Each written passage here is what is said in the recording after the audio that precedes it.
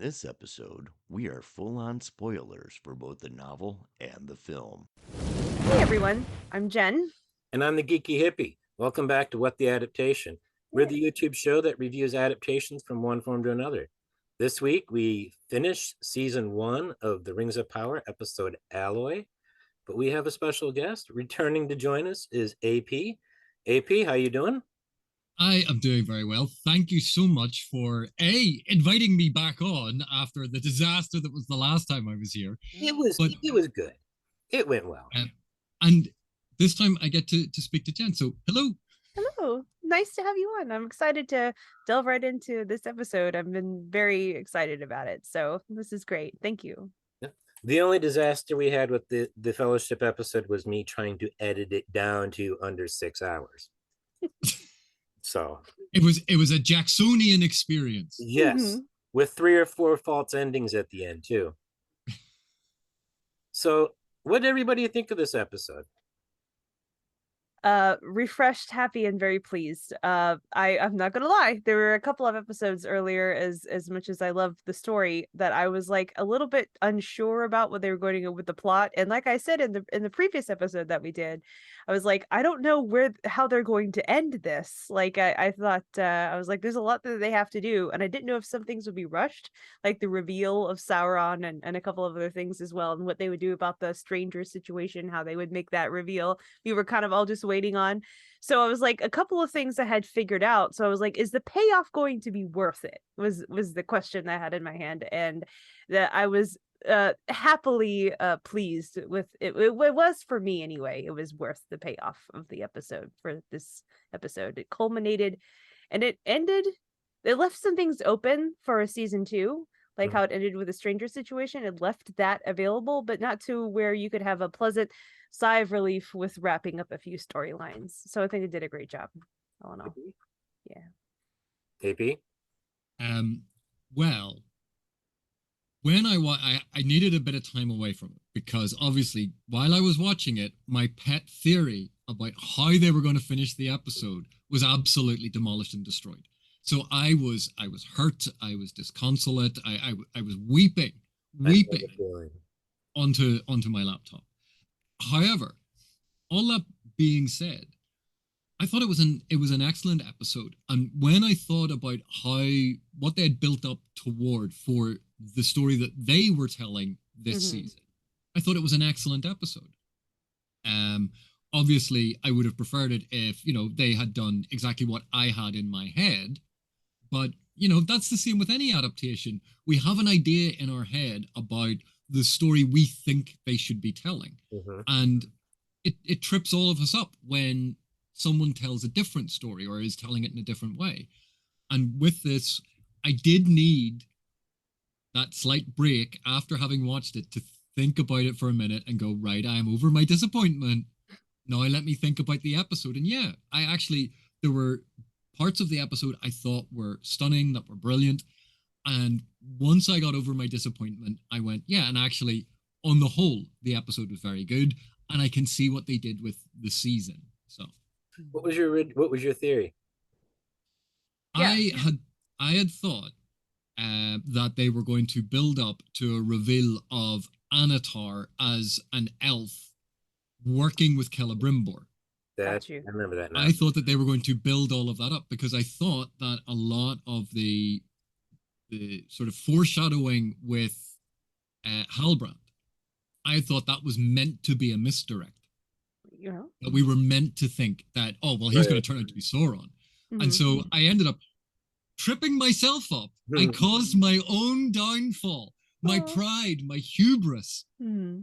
But I had built up in my head that we were going to end up in Eregion, that Celebrimbor was going to come out and he was going to have all of his smiths there, and the Lord of Gifts was going to be standing there as his advisor who's been helping him this whole time.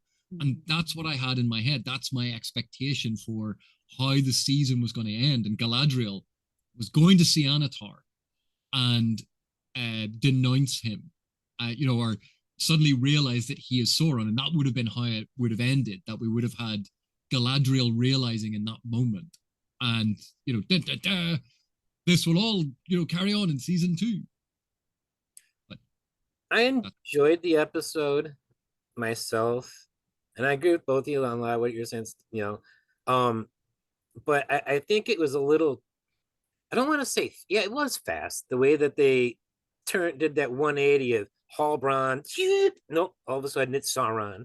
And yeah, they had hints at it, but like I assume they were red herrings, which, since apparently they aren't, that makes me worry about all the clues of Stranger being Gandalf, if those are the actual red herrings, or if that's going to pay out to be true. But again, remember, Sauron was actually the friends we made along the way. Yeah. Technically, yes, that's true. So, no, there's not a lot to go on when it comes to source material that they're allowed to use. But were there any changes, actual changes that we know, like this was one way and then it's this way on the show in this episode, that you liked or disliked in particular, or think has an impact or ripple effect on how the story should play out? Well, I liked how this episode completely disproved Boromir, because one simply can just walk straight into Mordor. Yeah. Oh my gosh. Okay, yeah, it did. Technically, he did. After the fires of Mount Doom. What I was happy about is getting to see Celebrimbor at his forge. So that's you didn't see a quote unquote whole lot of it, but he was like kind of the overseer, and that was always his job, so that kind of made sense. But like I'm like, are we going to get Celebrimbor at his forge in this season? I mean, because they were building up to it, and they actually did a little bit of that. So that's kind of what I was happy as far as staying close to the source material, that sort of thing. So that kind of made me happy. Okay, so yeah, as far as the direct answer to your question, I want to talk more, but I'll wait till other questions are asked. So I'm going to hold for now. I'll have more to say, but yeah. I liked what played out with the Stranger and the Mystics. And I was reading, the Mystics are not by name or in particular, are vaguely kind of almost hinted at because of the religions that's talked about that the Blue Wizards help play with in the Far East and the South. And it seems like the Mystics could have come from that. Well, they want to take him east to the Far East.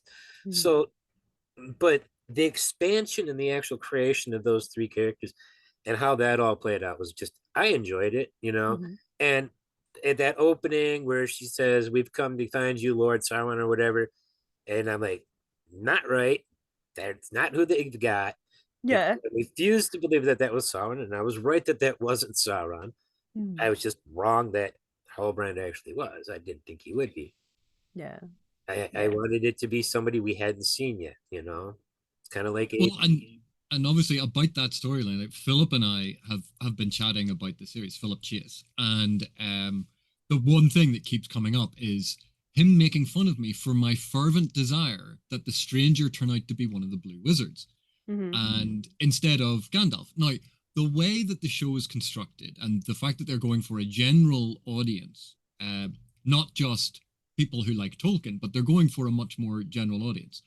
I completely understand why the showrunners will have it, or may have it, turn out to be Gandalf. They certainly have him saying a lot of Gandalfian things. Yeah. And he's interacting with the hobbits. Again, something we know about Gandalf.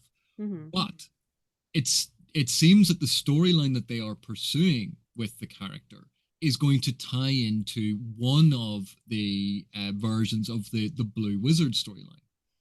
And that is, investigating these cults in the south and potentially doing damage to the power structures there so that Sauron has a smaller army ultimately when it comes to the end of the day. And so that is a Blue Wizard storyline. But they also have him dressed like Radagast. So we have someone saying Gandalf things, dressed like Radagast, and going on a Blue Wizard quest. And I'm going, I'm pretty happy with that, even though it's strictly not what was in any of the Unfinished Tales or the Histories of Middle-earth. That this is kind of an amalgam of different elements of the various Istari. About, since you brought up Unfinished Tales and all that, I wanted to point out for the viewers that they don't have the legal rights to anything beyond The Hobbit and The Lord of the Rings. Those 2 volumes. They don't have the Silmarillion, any of the unfinished tales. There was once, from what I understand, they had to get specific permission to mention one location that they wanted to mention. I saw something vaguely about that. I didn't really pay attention to the articles because I'm scrolling through. But there's also the question, I keep seeing people complain about the show's breaking the lore, it's breaking canon. And there is no real canon beyond the books that Tolkien published when he was alive. The Hobbit and Lord of the Rings, and then 2 books they don't have the rights to, The Adventures of Tom Bombadil and The Road Goes Ever On. You can't call the Silmarillion the lore. It's potential lore, because Tolkien did not publish it. He was not ready in his lifetime to publish it. And you look at the letters he's writing, he talks about changing stuff. It took him 30 years or 20 years to finalize a decision on one aspect of something. I remember I was reading about it yesterday, and I get upset with these people complaining about breaking the lore, because nothing they're doing so far has a ripple effect that ruins the story. So it might go against lore, but it's not breaking shit. Mm-hmm. You know? Well, I mean, one of the changes obviously they made in the show, which is quite a significant change, is the 3 elven rings being made first. Yeah. Because obviously the sequence of events as we are told them is that the rings were made, the One Ring is made. So the rings for dwarves and men were made, the One Ring is made, and then the elves made their 3 rings in secret so that Sauron couldn't contaminate them. Yeah. But and he already had show, them. He handled the mithril. But he wasn't there for when they forged it or did any of those things. So we could say that maybe he wasn't. How they're going to represent how Sauron meddles with the making of the rings. Is he going to like put a drop of his blood in with whatever molten metal so that that's his way of binding those rings to him? We don't know. And that's something that the showrunners can explore, because it's not outlined. How exactly were the rings made? The important thing is the rings get made. And so while it has reorganized the timeline of it, the elves still make their 3 rings in secret outside of the interference of Sauron. Yeah. Mm-hmm. That still happens. The important aspect of that still happens. We have to see how the showrunners will tie it into everything else. But, you know, the important bit is there. Yeah. The rest of it is how they're going to structure their plot. And, you know, that's all fine. And with, you know, even though Sauron was revealed in this episode, Halbrand as Sauron, and it was a great reveal, and there's a really good sequence with him and Galadriel. Mm-hmm. But we know that Sauron is a shapeshifter, and so there's plenty of opportunity in the next season for the showrunners to play around with that. And we honestly don't know what they are going to do. So the important aspects of the story are still there. And that, you know, that's what makes me happy. I was seeing something that was visually stunning. The sound design, the music, the score, everything was really good. A lot of the acting was absolutely stunning. It was hitting it out of the park on a number of different metrics. Was it the story I expected? No. It was different, but most adaptations differ in some quite significant ways. They're gonna have to. That's something we've been discovering on this channel. And I mean, we knew that going into it, but we're seeing it more and more the more shows and movies we review. You know, how much changing has to happen. You can't do a 1-for-1. It just no. But even then, a 1-for-1, or maintaining fidelity as the defining characteristic, that's not always the best solution. I mean, if you look at something like The Boys, and again, it's on Amazon, so it's the same overall studio, but The Boys is a really popular and quite well respected adaptation. And yet, character backstory, character construction, character casting, the sequence of events, the different plot lines that they're investigating, all of that is actually radically different from the source material. But a lot of it is trying to sort of stay true to the feel of the boys' comic book. And that's what they try to adhere to. And because they're working to that, it's fine. This expectation that you have to remain absolutely faithful is very, very strange. I don't have problem with any of the changes in particular. That, you know, nothing to the extent that I would be upset. You know, it's just, so what, they've changed the timeline. What they do, like you were talking, adaptations do that all the time. Yeah. You know, like Jackson, we talked about this when we talked about Fellowship. Jackson excises all of that stuff at the start in the Shire. Yep. Not only Frodo aging, what is it, like 30 years? 17. Or 17 years. Like, gets rid of that. That's gone because, oh, well, nothing really important happens.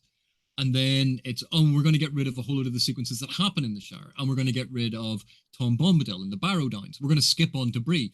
We're going to cut Bree down to the bone and skip over a whole lot of the stuff in Bree. And then we're going to go... and the ending, the Shire, how that all happened, completely different. Yeah, so... Took all that up. But he was trying to tell a sort of more action-oriented version of the story for the big screen, and to tell it as a sort of film trajectory. And people understood that. At the time, yes, some people were upset. I think maybe there's still a couple of people who are still upset. I read that. Read it. You sent me the link to. That was interesting. But we recognize when you take a novel, and a novel is actually, you know, because of its structure, at least already is a narrative. But when you take that and you transfer it to something and are adapting it, whether you're adapting it to a TV show or a film, novel to film is easier to do than novel to TV show. Because novel to film, single narrative to single narrative. But a TV show is multi-episodes to either make up a season arc narrative, but are you going to do episodic narratives as well? And there are a whole lot of little structural things that go into that. And that has to be understood. And then you take something like the various histories of Middle-earth. And in the histories of Middle-earth, you go, well, okay, so there was a big timeline and this event happened. But a lot of that isn't detailed. Only fragments of it are detailed. And even if we take the Silmarillion and the Unfinished Tales and the histories of Middle-earth, even if they had the rights to all of that, some of it is contradictory. Some of it is different versions of the same story. In Tolkien's work, you can see he's used the same story sort of template multiple times. Yeah. That some of the things don't agree, some of the things aren't smoothed out. And that's because it was written as not only a sort of penciled in history that hadn't been finalized, but also the elements to it. Some of them are mythic sort of folkloric tales that are not meant to be literal in the same way that the events, say, of The Lord of the Rings are. That they're folk tales, and they're not meant to fit into a diegetic sort of story world the same way. And like a clear example of this, Arda is a flat earth. And then it's not. Right, okay. He changed his mind again and again and again. So the elves that were alive at that time, they get up in the morning, it's a flat earth. And then during the day, it just sort of turns into a globe. And the thing is, that hadn't been smoothed out yet, that it hadn't been finalized. And a lot of Tolkien's sort of notes and thoughts and experiments and the elements of story that he had developed, like the tale of Beren and Luthien. It's a beautiful story, but it hadn't been integrated into a narrative arc the way that we have The Lord of the Rings. And I just found out today that Luthien was only a half-elf. She's half-elf, half Maiar. Her mother was one of the 6 guardians, as they called it, that were sent to protect the elves when they were in the Far East, when they first woke. And the other 5 guardians were the 5 Astari, apparently. But she was the only female spirit that was sent. And then she ended up getting married to one of the elves. And that's where Luthien comes from. So Aragorn technically has divine blood. And still can't grow a beard. Yeah, shouldn't be able to grow a beard. Although, you know, I had no problem, maybe not in Lord of the Rings, but in other properties, I had no problem with bearded elves. I mean, at first it looked a bit strange, but you know, I'm like, okay, fine, whatever. Yeah, it depends on what property that you're going for and how they explain it. Most of them don't, but the ones that do, it's interesting. Yeah, I'm okay with it either way. As long as it doesn't grate too much or detract from the storyline. Like at this point I'm like, you have to bend. Everyone tells the story a little bit differently, so you just kind of go with what author's narrative is going on at the time with whatever story they're trying to create. So if it's if the elves in this particular world have a little bit of facial hair, okay, that sounds great. Let's moving on. I mean, there's different disputes about whether there are or aren't female dwarves, depending on what universe you're in and what kind of facial hair they have as well. So that also is another thing that goes on. So as long as it doesn't detract from the overall like story, because I'm a story driven person, like as far as like what the plot is, then that's fine to me. We can have those discussions, and in the meantime I think it makes it more fun. Like if it's not completely solidified, then we can have these sort of debates about, is this politically correct, is this actually, like, is it detract away from everything, is it so just galling to even consider that I don't even want to read the story anymore? Is that I hope that it would never happen, but yeah, it's a fantasy world, so I'm okay with a little bit of I don't know what the word is, it would be actually, yeah. Yeah, just kind of imagination, if you will. Yeah, I'm all right with that. Even when we think of when we read a description of someone, Samwise Gamgee with his brown skin, and you go, right, but Sean Astin wasn't brown in any way. No. And you go, right? I've been saying for a few years now, once I read that, the blurb about Harfoots being browner of skin, and I look back and concerning hobbits, and that's literally the sentence, that fragment of a sentence. A couple years ago, I noticed that, and I'm like, Peter Jackson whitewashed the Shire. A little bit. And retroactively, I'm upset. It's still my favorite, one-third of my favorite movie of all time, but I'm like, but even with something like that, if your default sort of skin tone that you're thinking of, let's say your default skin tone that you're thinking of is a very dark brown, very, very dark brown, almost black, and someone says they are fairer, you go, okay, so less dark. But that doesn't mean white. No. And so one of the things that we have to be careful of, first of all, fair can mean beautiful, not necessarily pale. Yep. True. And that's the first one out of the box. The second one is, when things are referred to as fair, it's a relational sort of description, because it's in relation to a default. Because if your default is much darker, then fair can actually be any shade lighter than that. Yeah. True. And that is something that it sort of reveals quite often what we have established as a baseline for a world, how we imagine things. And it's unconscious, like we all do it, but we have an imagined baseline. So when something is described as fair, we think, oh, it's lighter than our baseline. The thing is, we all have a different baseline. And even when character descriptions are given, unless they are very, very important, if there's something about that character description that is absolutely integral to the character, usually character descriptions are flexible.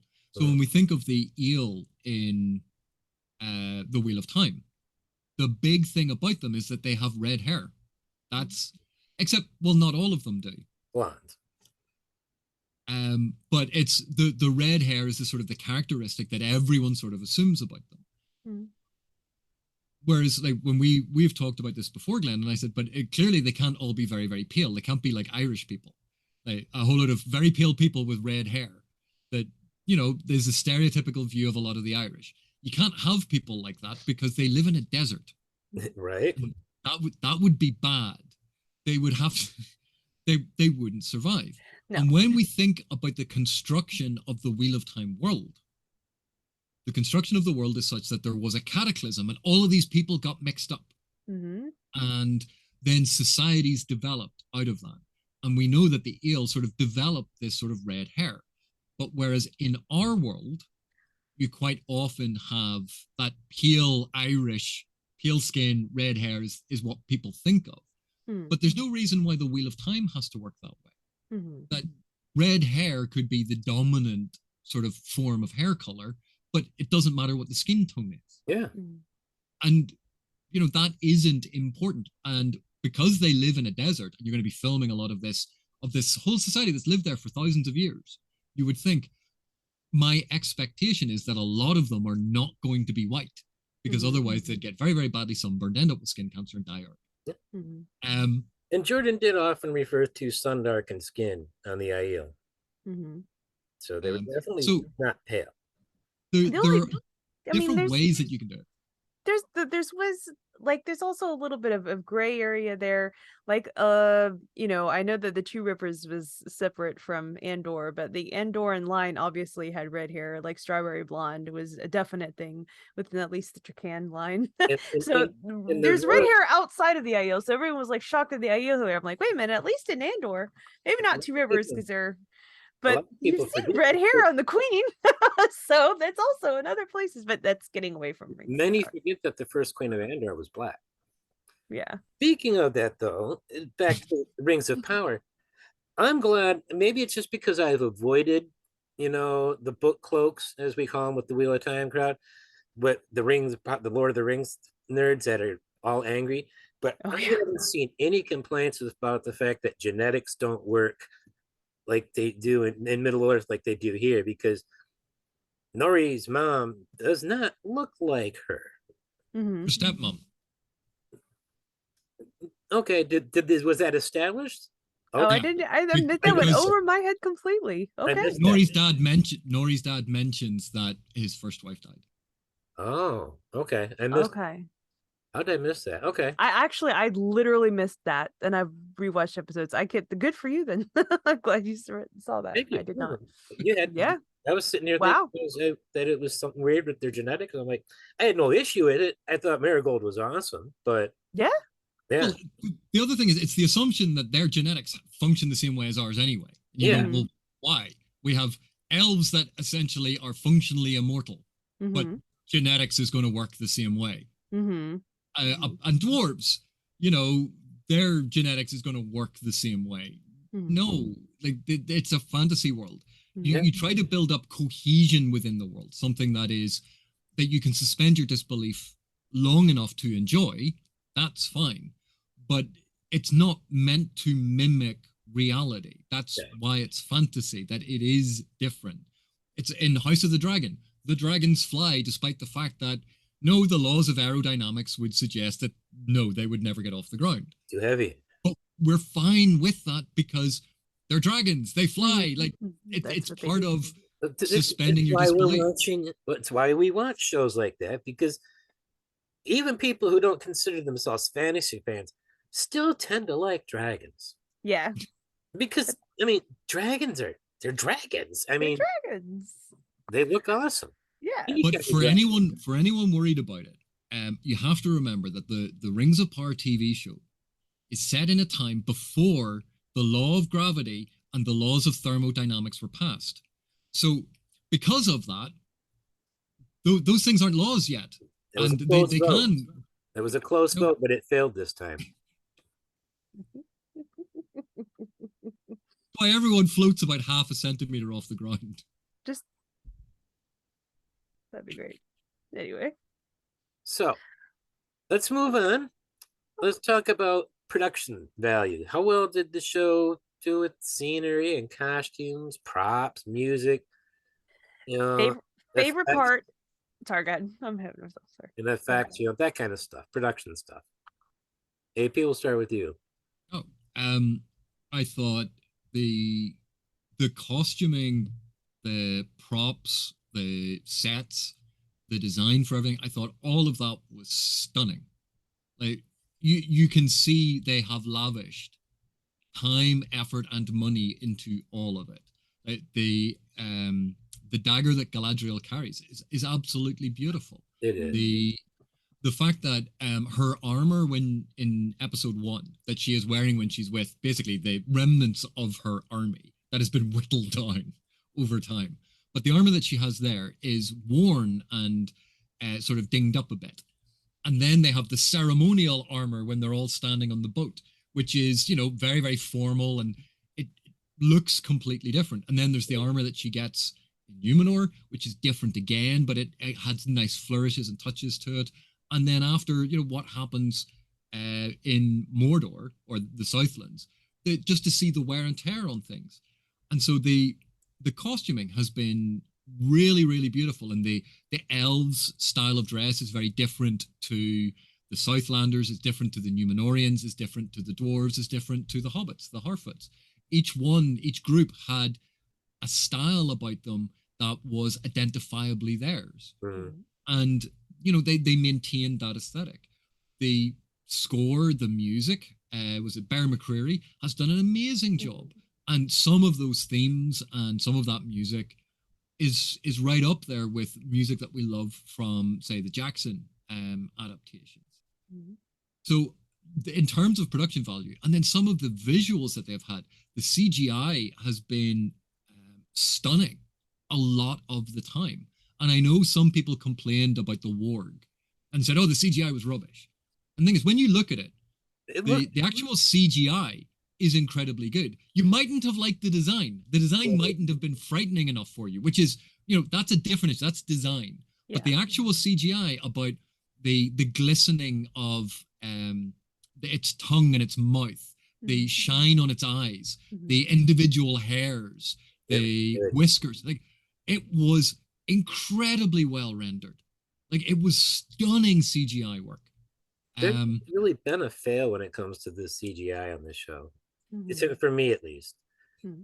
Definitely not in this season. So with a couple of very minor exceptions about decisions about things, I've thought that the scenery, the visual stuff, the props, the costuming, the entire production, I have been really, really impressed with a lot of that stuff. Jen? Sorry about earlier. My favorite part, the scene was at the Mystics when the stranger was fighting them, and just the levitating of the rocks, as well as him like around, not even the storms that he conjured, which was also fantastic. All of it was beautiful, by the way. But that had to be and then the aftermath of the fire sparks going out and the glowing coals that lit the ground as well as the sky around them. I even said out loud with my partner, like, whoa, like that, we like that, it looks beautiful. Like I was drawn to it. It was very nice. I agree with what you said about the dagger. You know, again, you had those sweeping shots again when Elrond is winding up the stairs of the tower to go see where Celebrimbor was at and kind of warn them and whatnot. You just got the sweeping, just the full back shot like of the Elven city. I like the attention to detail there. I mean, that was like a lot of money for that shot for a very only a few seconds scene that you could have easily cut out and saved some there in that regard. But yeah, probably it was deserving of the finale because it was with the CGI, the effects, the fight with the Mystics, that whole showdown, everything like that. I felt like it was very finale. Like it gave me the razzle dazzle, if you want to, I don't know, I mean, just to be in layman's terms, it was very nice. I enjoyed it. When they were melting the metal down and they dropped the mithril in, and it was sort of evocative of the Eye of Sauron, because of course they'd done that earlier with the scene with Galadriel and Halbrand, Sauron on the raft. that there'd been that sort of focus, and his eye had done that feline Yes.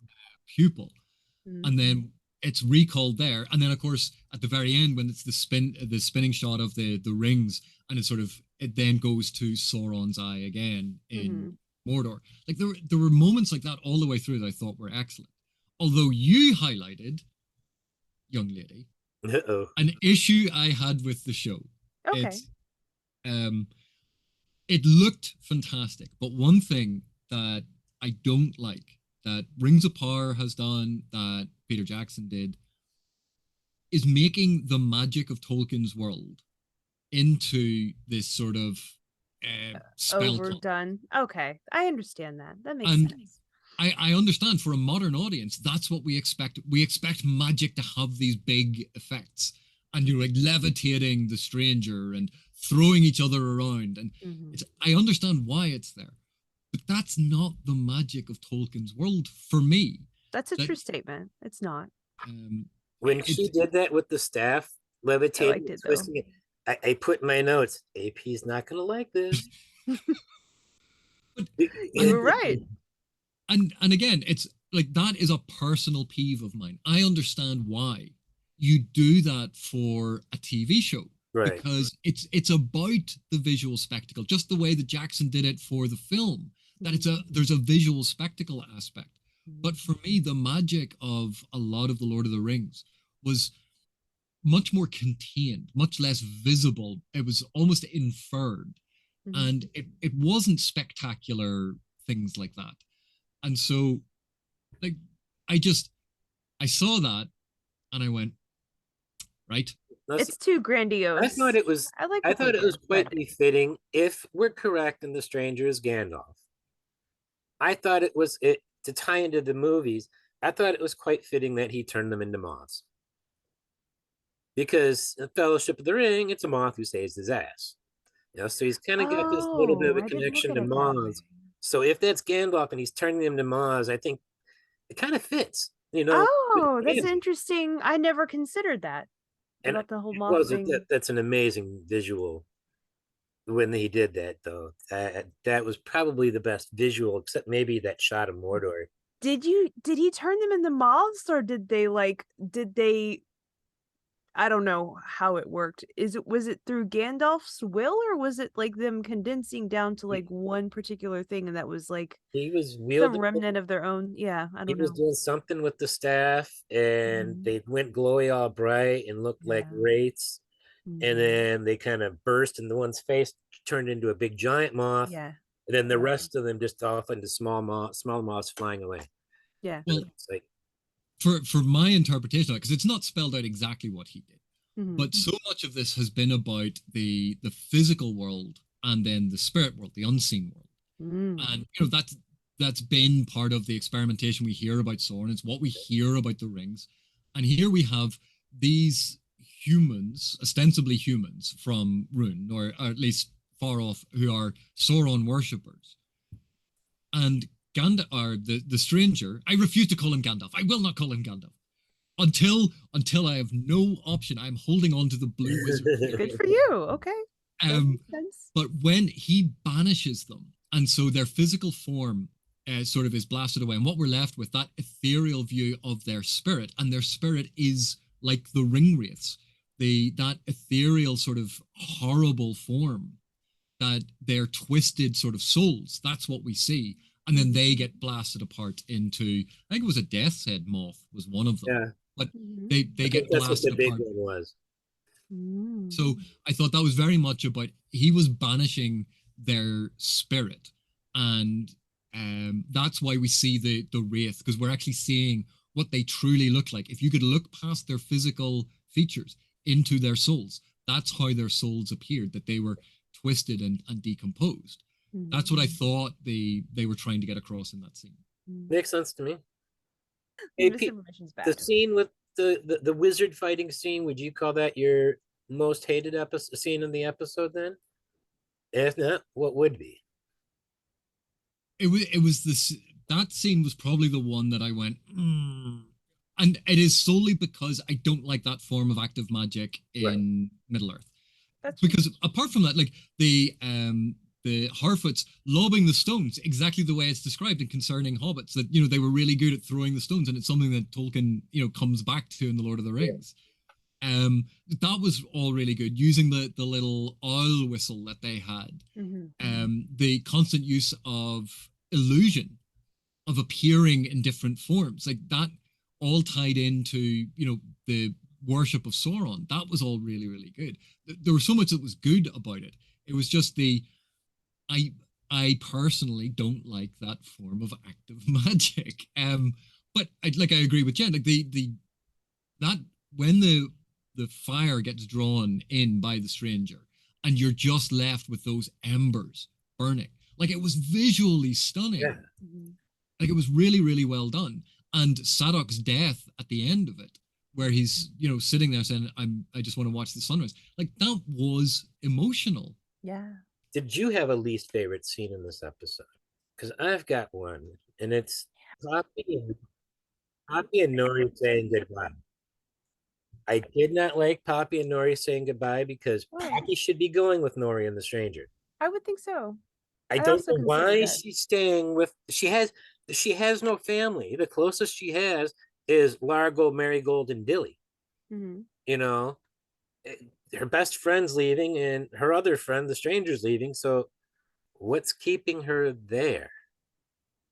So, the only thing that I can think, because I actually very much considered this and put some thought. The only thing that I can think is it's not so much that Poppy would have liked to stay there. It's so much that Poppy, because Poppy, what's one of Poppy's strengths is that she's always thinking of others first before herself. She sees, and she's very aware of everybody around her, whether it be watching over the children, whether it be knowing what the adults would say before things happen. Just, she's very cogent of the area around her. So the only thing I could think is Poppy understood that, I forget his name, the guy that died, that was the leader. Sadok. Thank you. Now that he has gone, and you need someone, because the lady was reading the map upside down. Remember how Poppy had to turn it for her? So she's constantly going around and helping the Harfoots. Maybe Poppy understood that if she left and Nori left and their leader was gone and it's just her, the Harfoots may suffer with her absence. So I think Poppy understood someone has to go and someone has to stay behind, because if so, there's going to be bickering, there's going to be fighting, there's going to be division, and there needs to be somebody that can be a mediator and kind of just be an unbiased person. And they didn't have that in the tribe at that moment, not really. So, I mean, you had some people that were starting to do better, but I think Poppy needed to be there. So that's the only thing that I can think, because otherwise, Glenn, my initial gut reaction was like, why the hell isn't she going with Nori? And I think it was more than just a friendship. I got some other feelings there between how Poppy felt toward Nori, at least. So I was like, that's really the greatest love that she's going to have. I don't think she's going to find anything else there in the tribe for her that would vibe. So why not? But that's the only thing I can think of, is that the Harfoots needed her. That's the only thing.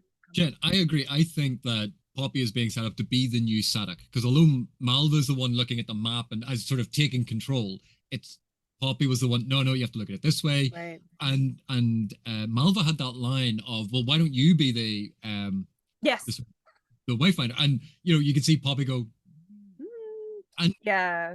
So I agree. I think it'll be brilliant. Except selfishly, I wanted her to go with Nori because I want more Poppy and Nori. I don't want to lose Poppy. I know. I hope season 2 comes back to these, because I love the Harfoots. I love Poppy and the Harfoots. Me too, Glenn. Me too. I agree. Weirdly enough, the Harfoots have been my least favorite storyline. Okay. I love them. I don't know where I'd place their storyline so much, but the characters I love. Yeah, and that's the thing, is I can enjoy the performances within it, and some of the fun stuff, and I can see why it was there. But that was probably my least favorite storyline for the whole season. Mm-hmm. Whereas I did think of a scene, and it's a scene that I liked, but I really wish there'd been more. And that was that scene at the end about the forging of the rings. Even the time spent with Celebrimbor and Halbrand, and the time spent in the forge. That I wish there'd been so much more of that. Agreed. It felt so curtailed and so condensed that I was hoping for like a whole big spending time in a region, making the different things. Like that's I really, really wanted that. So I was disappointed not to get that. So it's not that I disliked the scene, but it was that scene and sequence was probably the one that I wanted expanded the most out of everything else. They could have chopped down stuff with the Harfoots. They could have gotten rid of a bunch of stuff in the Southlands. They could have gotten rid of some of the stuff with Galadriel. If they had given me that sequence in Eregion, I would have wanted that. But again, personal preference is not the same as this was bad.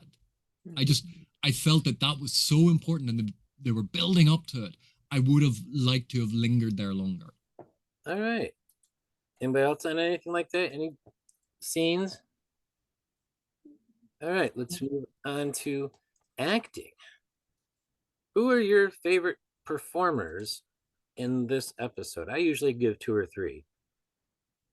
First of all, Markella Kavanaugh as Nori, I thought was just really good. And Megan Richards as Poppy.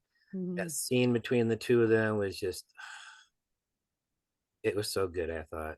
Yeah, agreed.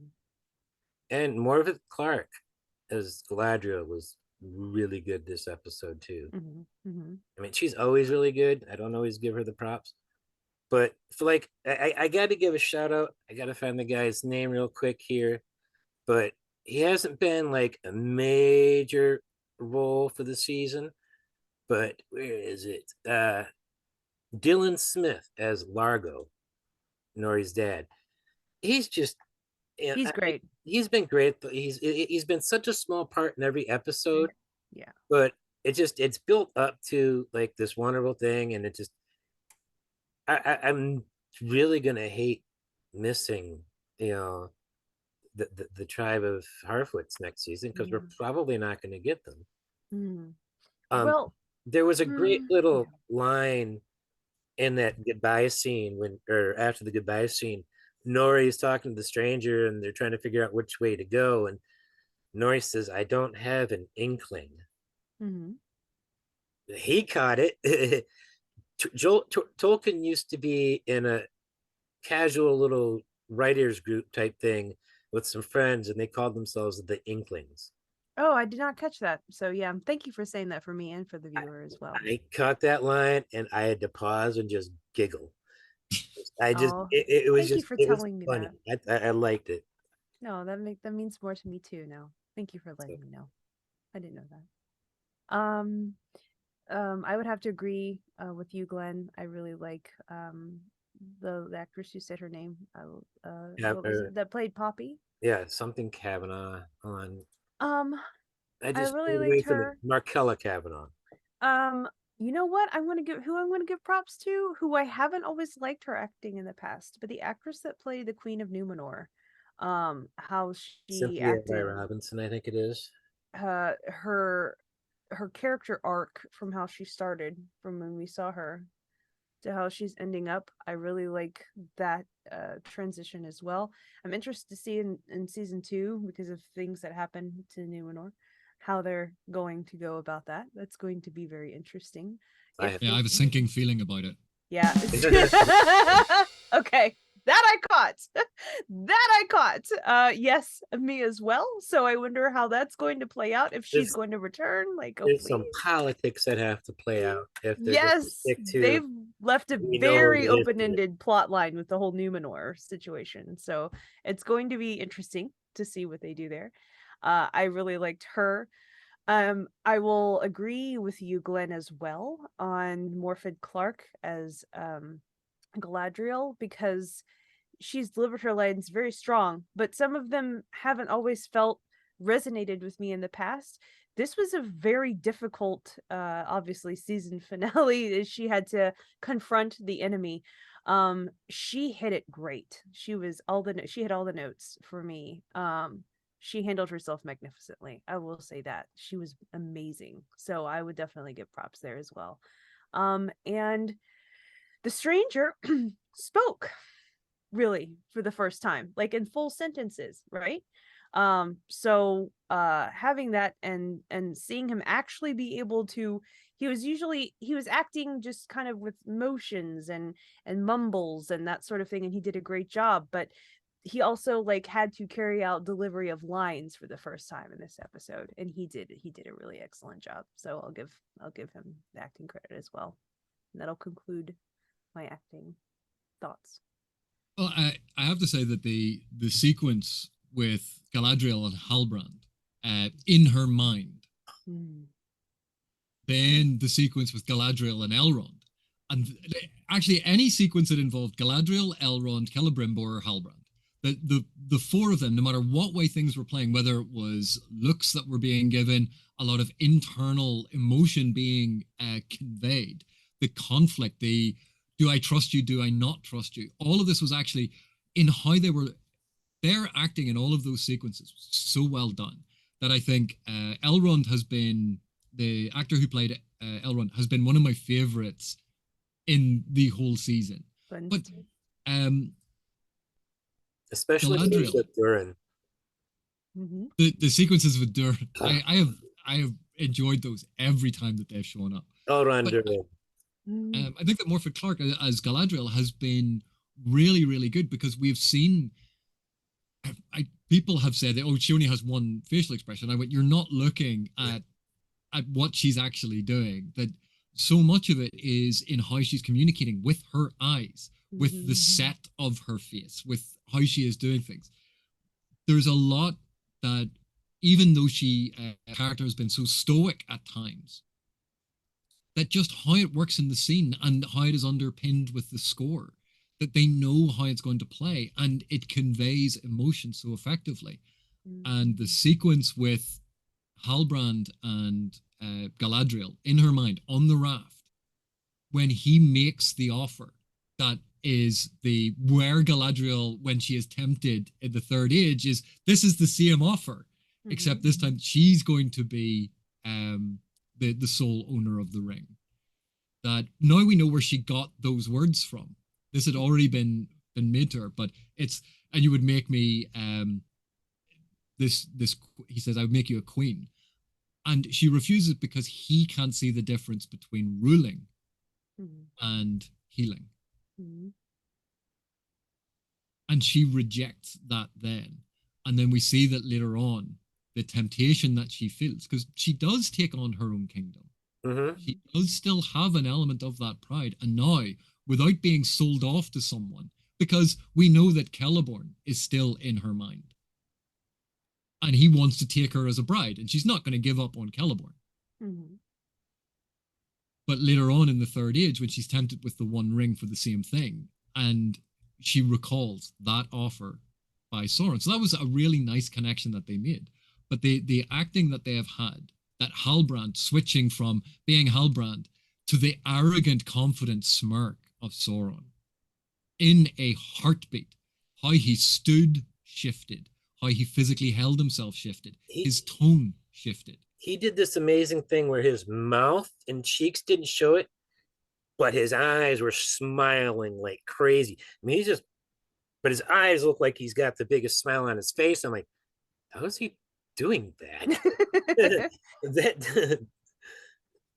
But even the actor who is playing Celebrimbor, that the pride and joy that he feels in creating and crafting, but we see that that's his Achilles heel, that's his arrogance, because that's how Halbrand gets to him, that's how Sauron gets to him. Oh, the great Celebrimbor.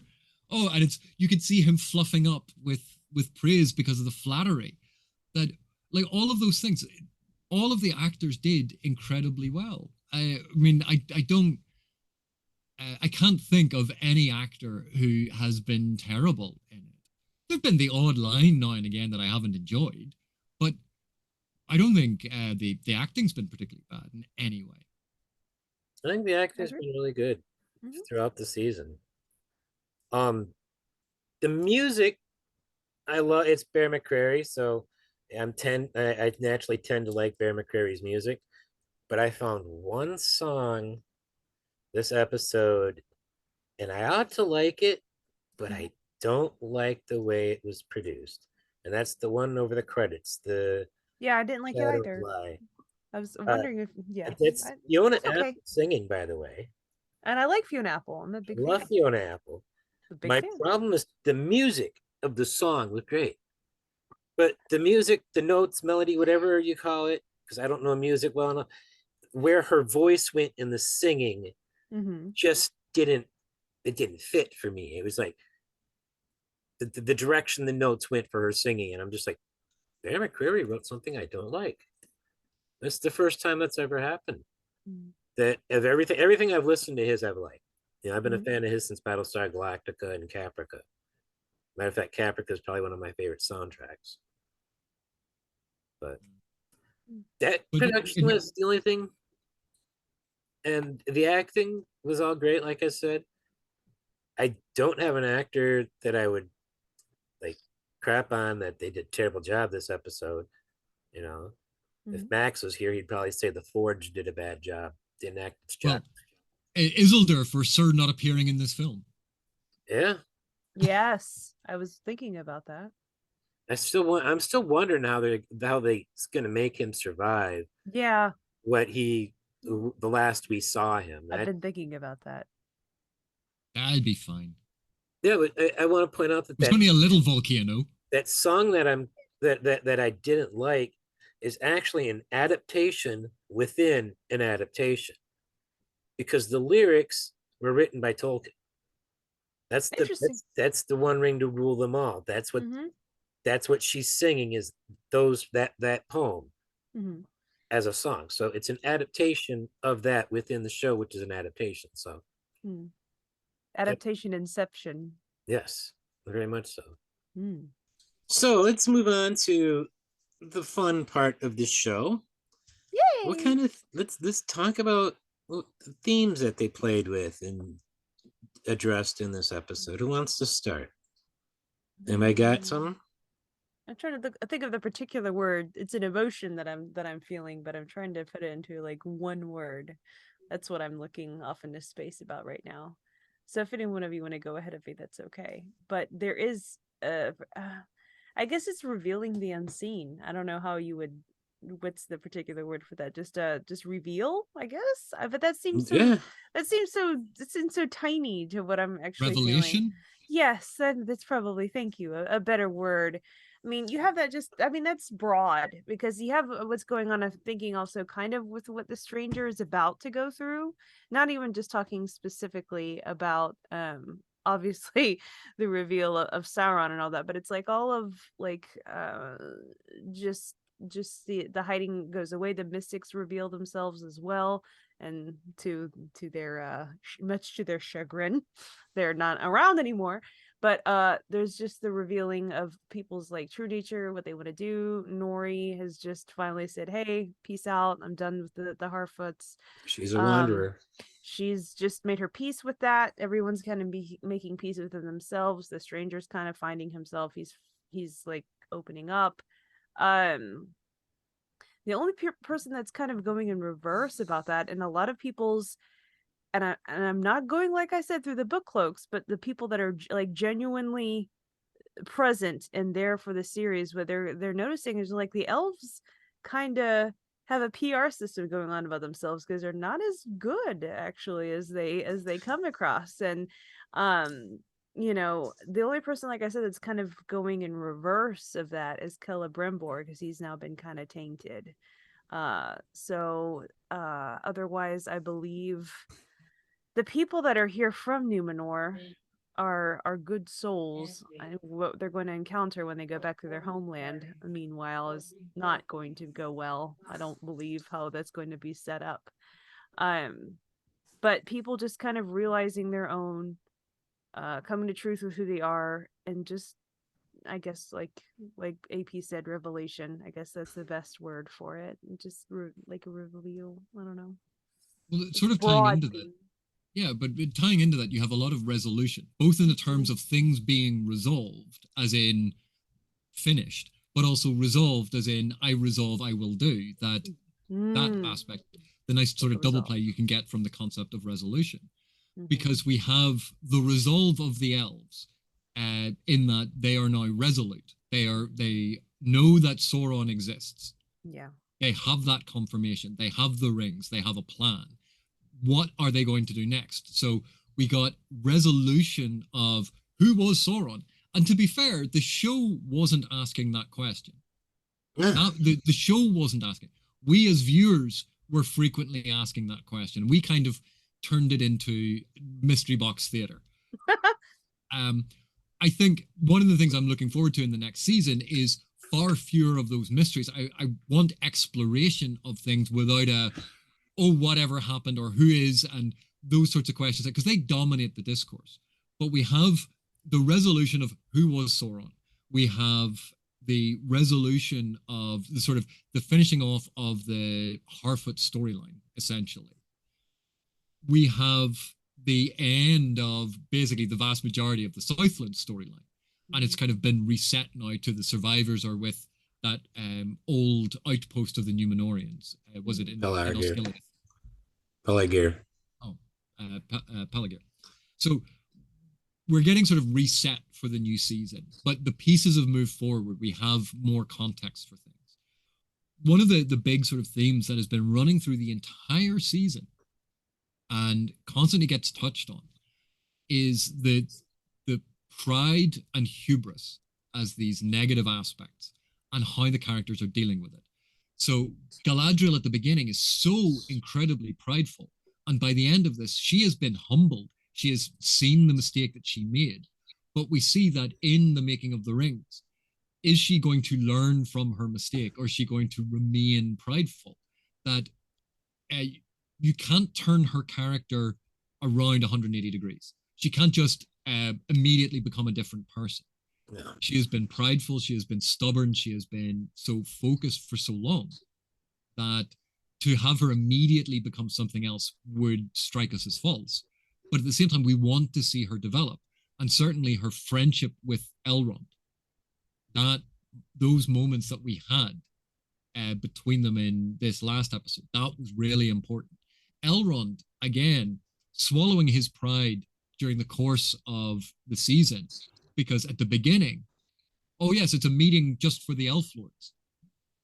Gil-galad then smacks him down with Elrond Paradel, Elrond Half-Elven, until Elrond actually just accepts it. He goes, no, I am Elrond Half-Elven. He accepts it as part of himself. That we've seen quite a lot of character growth for him. But Celebrimbor, look at the pride as he is looking at the rings, his sense of accomplishment. That we see that is a weakness. And of course, that's been building up in Númenor as well. I almost expected him to be like, my precious, when he was looking down at the rings. That look on his face that reminded me of Ian Holm looking down at the ring. And I'm just like, oh, a little scary there. Danger and time. We've seen it with Muriel, that now she is going to be queen. Her father has just died. But Pharazôn obviously has plans within plans. The great and glorious victory that they were going to have has turned into a horrendous mess and a defeat, and she's come back blinded and with her tail between her legs. That there's a lot of complications there. So her pride has been wounded. The pride of the Númenóreans has been wounded. But where they go with that, that's going to form a big part of the basis of season 2 and maybe even season 3. That there are a lot of these elements of pride and hubris. And we see even with Sauron, oh yeah, I never lied to you, but I let you think a certain thing. That it's all about manipulation and that aspect, and his arrogance. And the fact that he looks at Galadriel and doesn't ask if it's something that she wants. It's something that he desires. He desires her. He wants her. He wants what she can give him. And it's not about what she might want or need. And so it's that pride, that arrogance, that vanity that he has. So, I mean, that's something that's worked all the way through the storylines from the beginning of the season right to the end. Okay. One of the big ones that I came across. I got a few that I wrote down. Deception. Deception has played a large part, not just this episode, but in a lot of scenes in previous episodes, like every scene with Halbrand in previous episodes. Does make me wonder, is Sauron known for being able to do illusions as well as shape change? Because I have to wonder if any of those other people on that raft and that serpent were real. The fish dragon thing, I think, was real. Because I'm thinking all of that might have been, except for the raft the two of them were on in the end, all of that might have been an illusion if he's good at illusions. Well, again, it's not really pinned. Sauron is the deceiver. Yeah. How far that goes is, again, up to the limitations of your imagination. Because I'm just trying to figure out how, what is, let's see, Galadriel's being sent across to Valinor. Maybe she'll jump out. Let's go have a raft in the middle of the sea to pick her up. Well, see, I don't think that's what happened.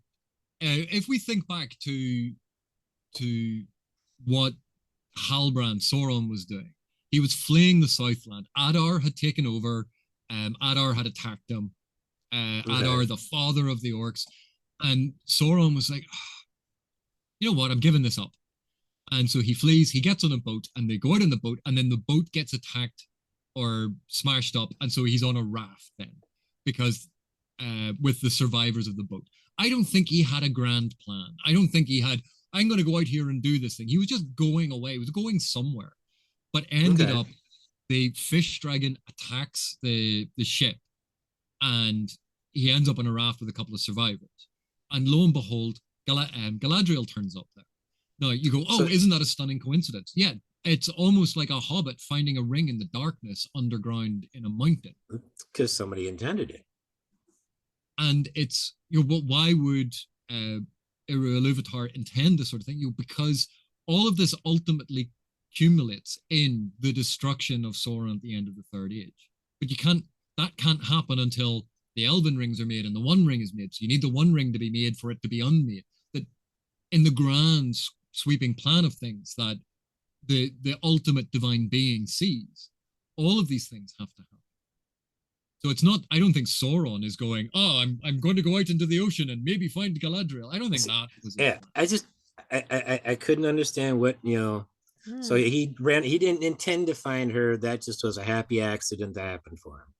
I think he was getting on a ship to flee the Southlands and just wanted to go, let's see where this ship ends up taking me. I just want to get away. I'll start a new life. I'll go and work in a forge somewhere. And, he is honest about that he wanted to create. And when he goes to Numenor, when they are in Numenor, if Galadriel hadn't pushed it, is it possible that Sauron would have remained behind, working in that forge? And you go, yeah, he probably would have for a couple of weeks, a couple of months, maybe a couple of years. But ultimately, his nature would get the better of him. He wouldn't be able to help himself because it's in his nature. And something would have happened so that it would have spiraled out and ultimately would have ended up in the same place. They're just showing different ways that it could have happened. But I think you're right about that illusion, deceit aspect of it. We have the mystic disguising herself as Nori and then as the stranger. We have even the Harfoots constantly camouflaging themselves and hiding and then reappearing. You're reading the note. Are you reading my notes? I'm just joking. Halbrand really did keep that. The song really did keep that act up for a long time. Playing the innocent Halbrand, who we know wasn't really innocent. Even he admitted he wasn't. But he had that golly gee, I get to work with the Smiths of Eregion attitude, and I'm just there was some good pretending that you're not who you are. But again, he refers to when he apprenticed under the Maiar Smith and said that, even my master spoke of Celebrimbor, and he probably did. Yeah. I don't think he said many lies. And I don't think he lied at all. Yeah, I think I'm that's not. the point. Everything was always framed in such a way that, yes, it is technically the truth, but I So know Aes how Sedai. you're going to interpret it. So Aes Sedai of him. It's very ice Uh, today. Another theme was friendship.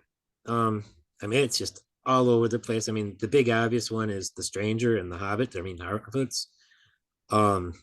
This episode we didn't get Elrond Durin, but that's one of my favorite ships of all time at this point now.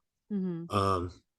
Elrond and Galadriel, their tight friendship. They've known each other for so long, and like the Tolkien's elves are pretty freaking haughty.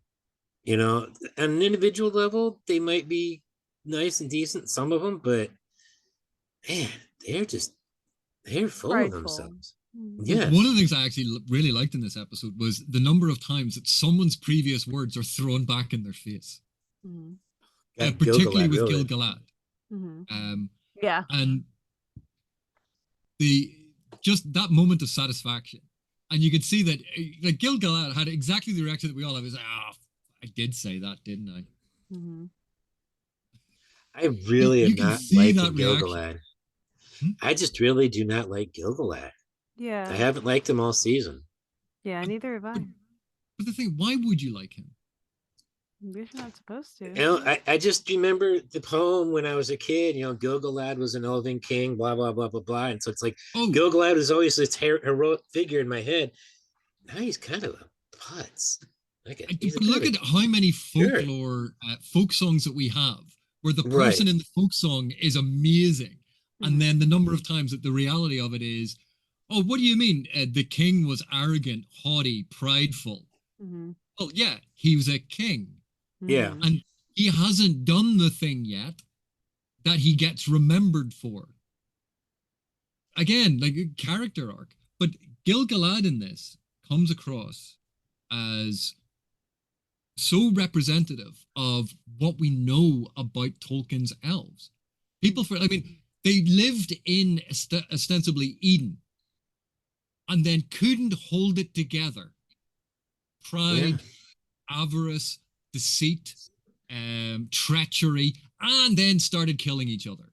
You were literally living in heaven. You are the firstborn creations. You're beautiful and perfect and wonderful, and you screw it all. Supposed to be the firstborn, but they weren't. Don't forget, Durin woke up before the elves, and then was put back to sleep. Well, that's snooze on the alarm. But he woke up. I'm just saying. Speaking of the dwarf, I really wish we'd gotten some Elrond and Durin scenes this week, because those are they're such a joy. But I also, on friendship, I also had Nori and Poppy. Obviously, we saw how hard that is for them to leave each other. Nori's got that relationship going with Aloran. I mean, the stranger. That's pretty. And the way I wrote it here, Elendil's eponymous friendship and loyalty to the elves, even when the cost is dear. Just because that's what his name means, elf friend, along with one who loves the stars. But partnered with friendship, we already hit a lot of the deception, but partnered with friendship is the flip side, that betrayal, and it was mostly Halbrand being revealed being Sauron was a major betrayal. And he even made her memory of her brother Finrod kind of betray her when he controlled that. But one of my favorite was really disturbing as well. Yes, when she was back. He totally did not act. He was acting the way Charlie Vickers was acting as once he was revealed as Sauron. He wasn't acting the way he acted when he was playing Finrod the first time. It was very different. It was just. And when you think of how intrusive that is, to not only invade Galadriel's mind, but to taint the memory of her brother and twist that memory of her brother into something so horrible. And where the memory of her brother is trying to seduce her, that everything about that is twisted and horrible and evil. And so anyone who had, any doubts about when Halbrand going, oh no, but I never lied to you. You go, yeah, you're still a twisted, evil person. Look at how you tried to manipulate her, invaded her mind. It twisted this thing, corrupted the memory of her brother, tried to use that to seduce her, you sick, sick person. And then when she objects to it, going, well, what's your problem? I never lied to you. Oh, we could be king and queen together. Look at our brilliant image reflection thing, which looked really stunning and cool. Yes, that was cool. He puts on a great show, but ultimately you see how corrupted it is. So again, appearances not matching the truth of it. This idea of deception that you were touching on. So illusion, deception, where appearances can be deceiving. And then we think like one of the big forms of magic that Gandalf was famous for in Fellowship is creating the illusion of riders on the waters as they crash over the Nazgul. And yet we see that illusion magic here is being very much associated with the darker side of magic, of sorcery and this sort of thing. And so that, I think that gives a very interesting spin on why we've seen the Stranger do both good things and bad things, where it's been slightly confused. The creation of fire and being destructive, that these are aspects of this divine power. And really it's in their usage and how they choose to use them that separates basically the good guys from the bad guys. See, and that's the argument that I've been using in other aspects in real life, that I got from fantasy. In a lot of fantasy, they say it's not the magic, it's what you use the magic for that is good or evil. And in the real world, I say it's not the technology, it's what you use the technology for. The technology, like the magic, is usually not inherently bad. It's just somebody makes a decision to use it for bad means. And that's one thing that I've seen, I don't know why I brought it up. It's a thing I picked up reading tons of fantasy, and I actually think it applies to the real world. I think so. But we've got that example of the magic here being able to be used for good or evil. But Jen, you had made the point earlier on that the Stranger should have at least tried to heal Sadak, and I agree. I think I didn't understand. I was trying to make some sort of like maybe he was weak or slightly wounded, or like maybe healing wasn't his speciality at the time. Maybe it's more elemental kind of sort of manipulation with the wind. I actually think this goes to a genuine weakness that the show has had all the way along, is that there are moments where there is a natural thing to happen or a natural transition to make where sometimes it hasn't happened. And again, I'm someone who likes the show. It doesn't mean that I can't admit that there aren't issues with it. And I think that moment where the Stranger doesn't even try to heal Sadak, that is something, because we all went, but hang on, you healed yourself earlier. This is something that maybe you healed the tree, and yes, it was dangerous, but you seem to have a better handle on your powers now. That's true. Even if he had come up to heal Sadak and Sadak had gone, no, I remember what you did to the tree. and so he accepts his fate, like something. But I think there has been a weakness sometimes in the show with these moments that seem obvious or need one or two more lines to actually explain what their reasoning is for something, because there could be a very good reason. But I mean, with Isildur, bonding. They're very with close. Isildur, his storyline not being resolved, a lot of the Numenorian stuff is now up in the air.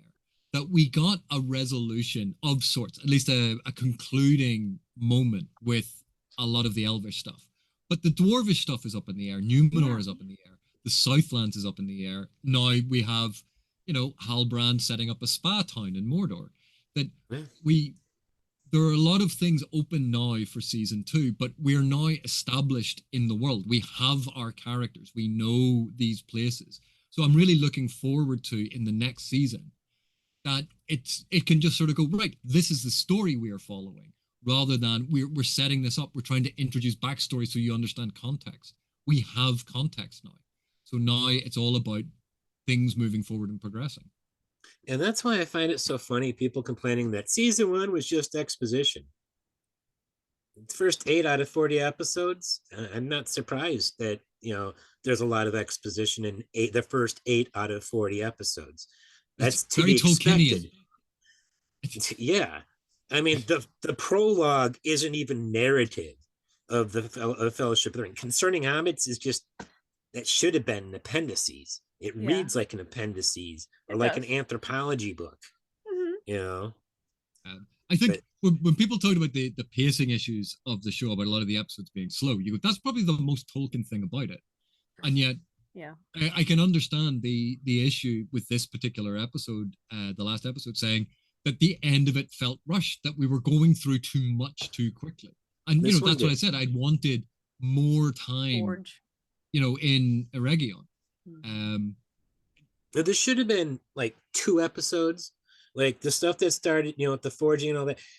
It would have been better suited to have started in episode 8 if you're going to stick to 8 episode season. You know, it really deserved a 2 episode arc. I think 3 would have been stretching it too far, but you know, a 2 episode arc would have done better, I think. With the forging and again, the rings. You know, we can make wishes all we want about how they could have done things differently. We have to look at what was there. And you know, looking at what was there, I genuinely would have liked more time in Eregion and have that stretched out. But with what was there, it still delivered everything that it needed to deliver. But you know, I think that's why a lot of people felt that it was a bit rushed, because this was so important. This was so integral. And although they spent time, you had those long shots of the forging, you had that montage sequence, you had time spent on this. Because it was so momentous, we wanted even more time. But for those who had said the show was slow, even more time would have slowed it down even more. Yeah. And we, you know, people say for a long time, been saying for a long time, they want episodes on these streamers that go over an hour. And most of the episodes this season went over an hour. And yet people are complaining that they're slow. It's because everything's spread out more. Of course it's going to be slower. But I don't mind. I've never been one. I can't think of a single property, book, movie, TV show, whatever, that I actually complained about pacing. I can't think of any, I mean, but then I grew up on, you said pacing's a problem Tolkien has, you know. I grew up at 7-8 years old reading Tolkien.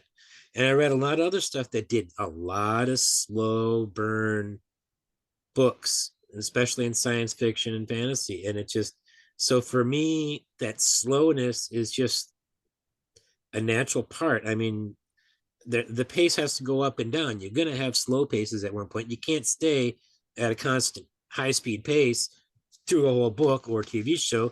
That will wear your viewers out. If you do that all the time.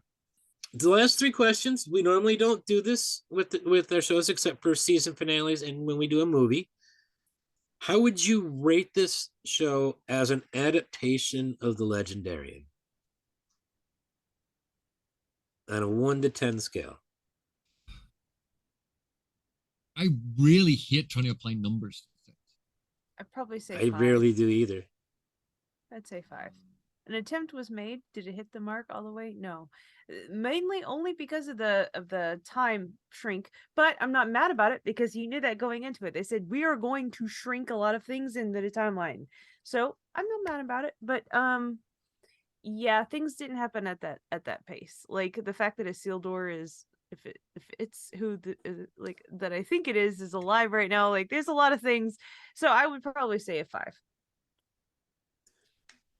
Yeah, I think they have the ethos, the feeling of a lot of this stuff, even if a lot of the superficial aspects, or as you pointed out, like the dates of when things happen, that were so extraordinarily spread out because you're adding in basically elven time, when we need to think about things in human time frames. That, yeah, in order to turn it into a story. But for me, if that's going to be how you adapt it, then I don't have a problem with the conflation of time, because it's necessary for an adaptation. Agreed. So I wouldn't demerit anything from it, because they conflated time.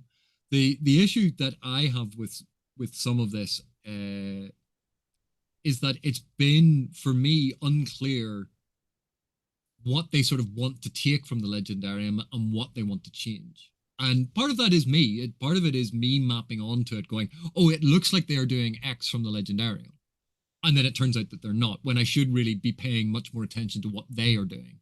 And then working from what they have done to look back at the Legendarium to see points of connection. But ultimately, I think it has all of the foundations for this to end up being a really excellent adaptation of Tolkien's material. They have laid the foundations for a lot of this stuff.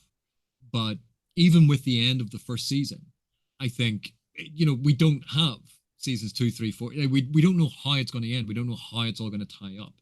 But I think the foundations have been laid here for a very interesting and engaging adaptation of Tolkien's material.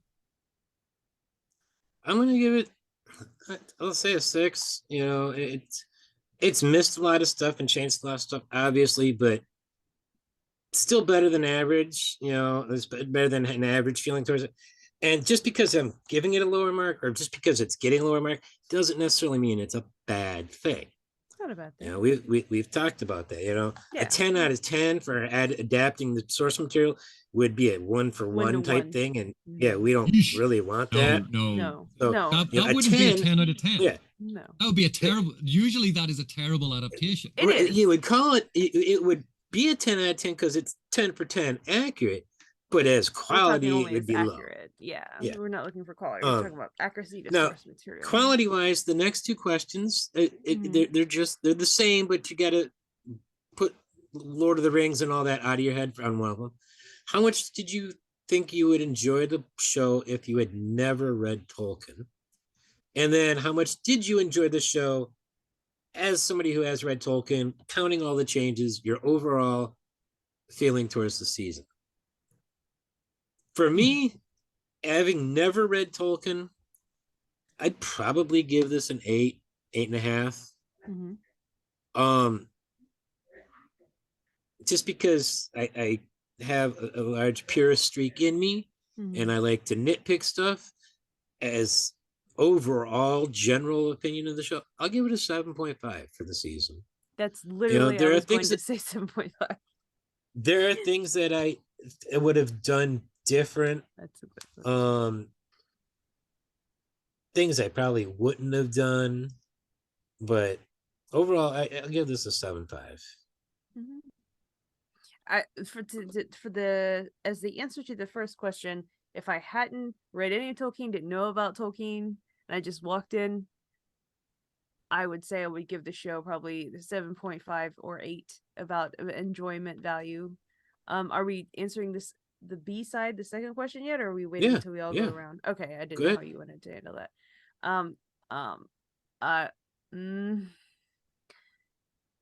As enjoyment value, correct? Not as far as adaptability, which was the first question.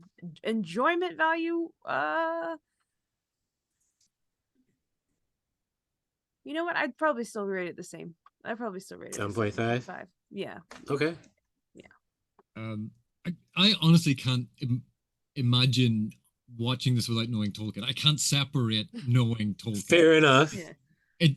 I'm trying to think about it. I probably would have enjoyed it more if I hadn't read Tolkien, because of course I had that thing I was telling you about at the start where I fooled myself and tripped myself up about convincing myself about a theory based on stuff from Tolkien that I was then working into the show and projecting onto it.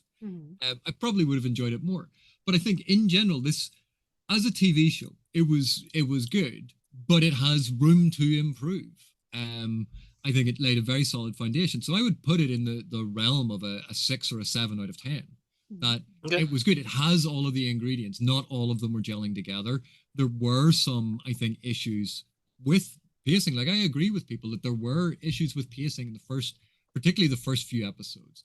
There were transition errors. There were continuity errors. Little things like that are so simple to fix, and yet made it into this production. And so I think, all in all, those things don't like ruin my enjoyment. But if you're going to evaluate it, you go, yeah, those were issues, they need to be fixed. But I genuinely enjoyed the show. I could tune in every week. I could spend time watching it. I enjoyed talking to my friends about it. And I didn't get mad. I wasn't sitting there fuming that, oh, well, that's not how Elrond wore his hair. Right. No, none of that. I was enjoying being in Middle-earth again, of seeing this spectacular, full of spectacles, this spectacular TV show that was illustrating an aspect of the history of Arda that is very rarely spoken about, because very few people comparatively have read the Silmarillion and the Unfinished Tales and the histories of Middle-earth in comparison to people who have read The Lord of the Rings. And even then, the number of people who have read The Lord of the Rings probably pales in comparison to the number of people who saw the Peter Jackson movies. And so it's broadening the conversation. It's including more people. It's bringing this vast potential readership in with more people for us to talk to, more fun to be had, more people to know about Tolkien. And if you feel that this show is doing Tolkien dirty and they could never live up to the books, brilliant. There's your argument to get people to read the books. Go and read the books. We're all about, like, look behind me. Please read the books.